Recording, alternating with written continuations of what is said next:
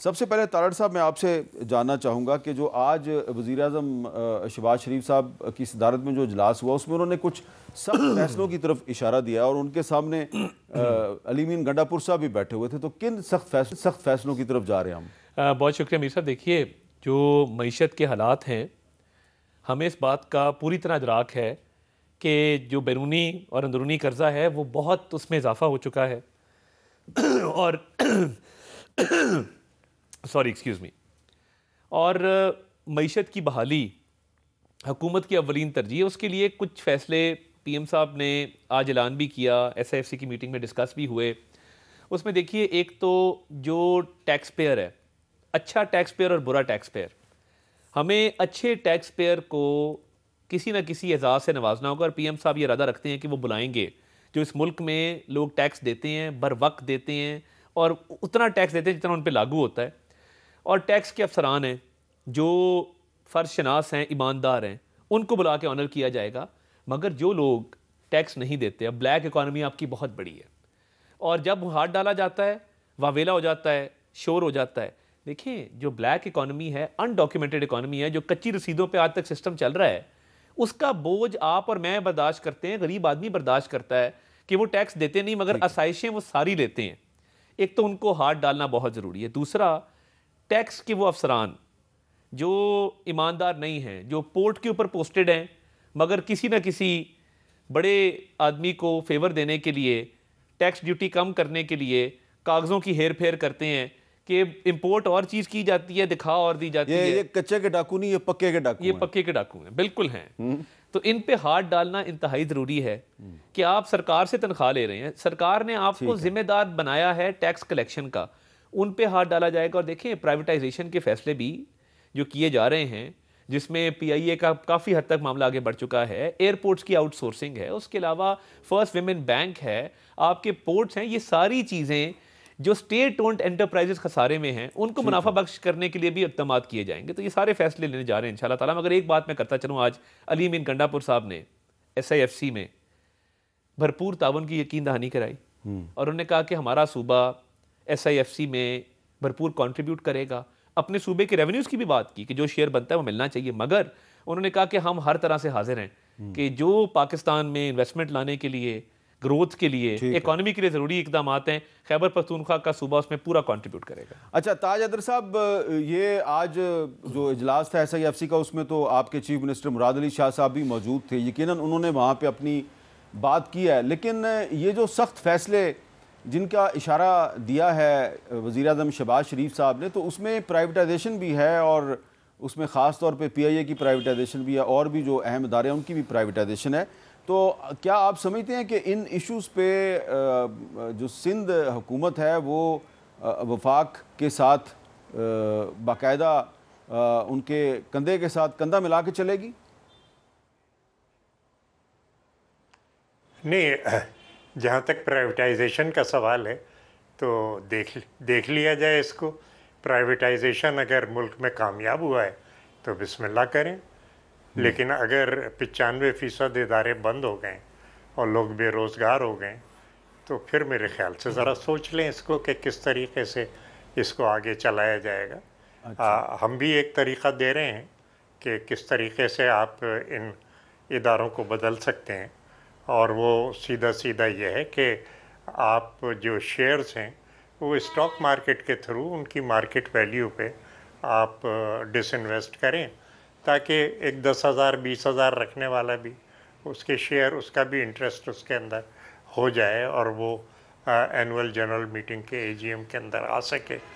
دوسری چیز یہ ہے کہ آپ ایک پرائیویٹ پبلک پارٹنرشپ کر سکتے ہیں، اور پرائیویٹ پبلک پارٹنرشپ کے مطلب یہ میری سمجھ میں نہیں آ رہا کہ اگر باقی ایئر لائنیں چل رہی ہیں تو ہماری جو سرکاری ایئر لائن ہے جو ایک زمانے میں اتنی اچھی چلتی تھی، great people to fly with, وہ کیوں یہاں تک آ گئی؟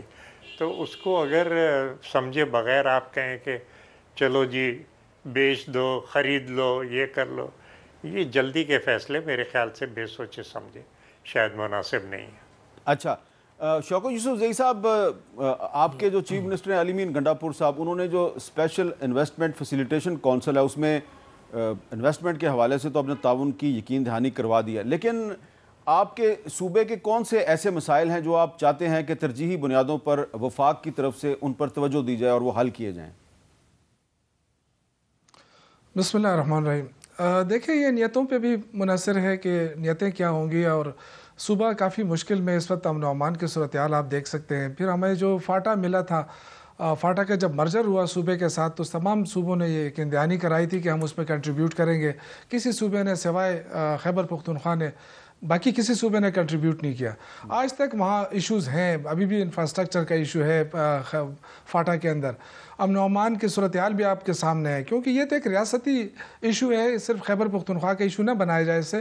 اکثر جب ہم دیکھتے ہیں تو وہ کہتے ہیں جی خیبر پختونخوا ان سے نہیں سنبھالا جا رہا، تو یہ ریاستی ایشو ہے۔ ریاست اس پہ پالیسی بنائے کہ افغانستان کے ساتھ یا وہاں سے جو چیز ہو رہی ہے، خیبر پختونخوا فرنٹ لائن صوبہ ہے، اس کے لیے کیا حکمت عملی ہونی چاہیے۔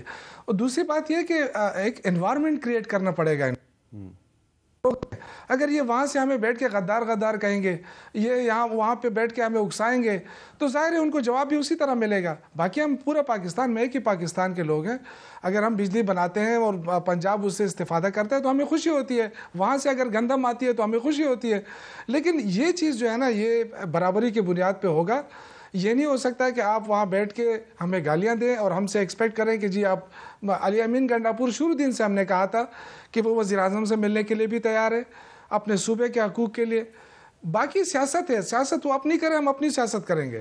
لیکن وہاں بیٹھ کے جس انداز سے دھمکیاں ملتی رہیں، تو یہ چیز جو ہے میں سمجھتا ہوں کہ اس وقت یہ افورڈ نہیں کر سکتا ہے پاکستان۔ مشکل فیصلے کرنے پڑیں گے، اور یہ بتانے کی ضرورت نہیں ہے جو اس وقت ہماری مالی صورتحال ہے وہ ڈیفینیٹلی اسی پہ ہم جائیں گے، اور یہ اکیلا اس کو سنبھال بھی نہیں سکتے۔ جو IMF کی شرائط ہیں، یہ بجلی ابھی مہنگی ہو گئی ہے، ابھی اور اپریل مئی میں آپ جائیں گے تو اس کی بل جب زیادہ آئیں گے، تو یہ جو عوام ہے نا، پھر بے شک کوئی پارٹی احتجاج نہ کرے، عوام جب سڑکوں پہ نکلے گی تو اس کو کنٹرول کون کرے گا؟ وہ صرف ایک تحریک انصاف ہے جو اس کی عوام مانتی ہے، اس پہ اعتماد کرتی ہے۔ تو یہ ساری صورتحال ہے، اس میں صرف یہ نہ دیکھا جائے کہ ہم نے حکومت سنبھالی ہے وفاق میں بھی، پنجاب میں بھی، اور ہم جو ہے نا پاکستان کو چلا لیں گے۔ تو میں اللہ کرے کہ پاکستان چلے، لیکن پاکستان تب چلے گا جب آپ تمام سٹیک ہولڈر کو آپ ساتھ لیں گے۔ آپ نے مینڈیٹ چوری کر لیا، آپ نے حکومت بنا لی، اب آپ دھمکیاں دے رہے ہیں، تو اس سے جو ہے نا، اس سے صورتحال ٹھیک نہیں ہو سکتی۔ ہم اس صورت میں تعاون کریں گے کہ اس وقت جو دہشت گردی کا سامنا ہے خیبر پختونخوا کو، اس میں ہمیں تعاون دے نا۔ ہمیں اب ہمارا سارا 1500 ارب روپے جو ہمارے بقائے جاتے ہیں وہ ہمیں دے، بے شک آپ پورے نہ دیں، تھوڑے تھوڑے کر کے دیں، لیکن یکدم اگر آپ بند کریں گے تو پھر ہم سے کیا ایکسپیکٹ کرتے ہیں؟ ہم آج بھی علی امین گنڈاپور صاحب نے جو اجلاس ہوا تھا صبح، اس میں 3 ارب روپے انہوں نے دینے کا فیصلہ کیا۔ کس چیز کے لیے؟ کہ پولیس کو ویل ایکوپڈ کیا جائے۔ تو ظاہر ہے یہ وسائل ہمارے پاس ہوں گے تو ہم پولیس کو ویل ایکوپڈ کریں گے۔ ہماری فوج قربانی دے رہی ہے سرحدوں کے اوپر، لیکن اس کے لیے ایک مستقل پالیسی کی ضرورت ہے۔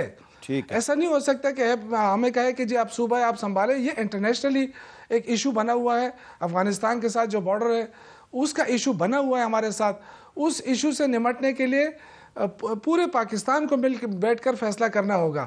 اگر آپ صرف یہ کہیں کہ خیبر پختونخوا سنبھالے، تو ہم نے پہلے بھی قربانیاں دی ہیں، ہماری فوج نے بھی دی ہے، ہماری پولیس نے بہت زیادہ قربانی دی ہے۔